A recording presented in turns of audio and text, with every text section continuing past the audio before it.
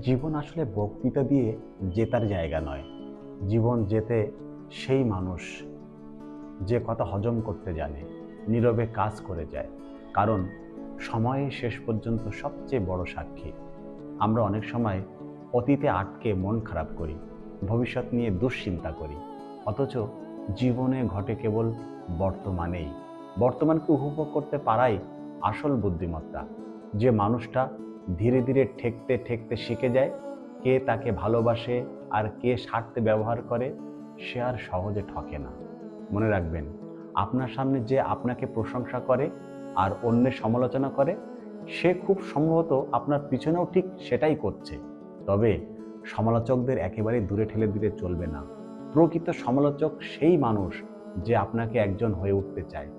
বিনামূল্যে ভুল ধরিয়ে দেওয়া মানুষদের অবহেলা নয়, বরং কৃতজ্ঞতা জানানোই বুদ্ধিমানের কাজ। ঈর্ষা আসলে এক ধরনের স্বীকৃতি। কেউ যদি আপনার কাজ নিয়ে ঈর্ষান্বিত হয়, বুঝবেন আপনি ঠিক পথেই আছেন।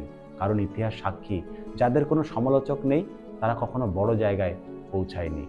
জীবনে জিততে চাইলে কখনো কখনো হার মেনে নিতে হয়। বোকার সঙ্গে তর্কে জড়ানো সময়ের অপচয়।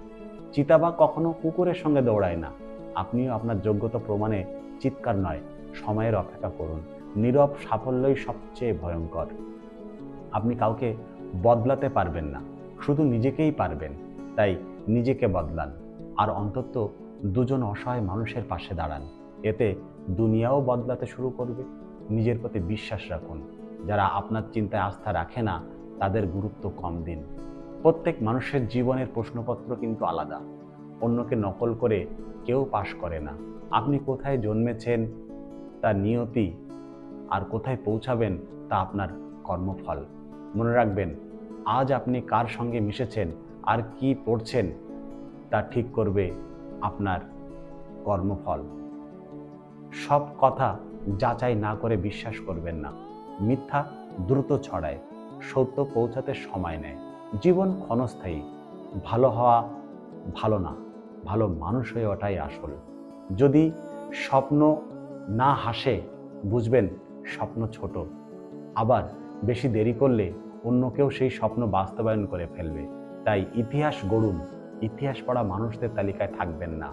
শেষ কথা একটাই, সুস্থ দেহ ও প্রশান্ত মনই উপভোগ্য জীবন। যা পেয়েছেন তার জন্য শুকরিয়া আদায় করুন, ধৈর্য ধরুন, কাজ করে যান। সাফল্য আসবে। জীবনটাকে উপভোগ করুন। ধন্যবাদ।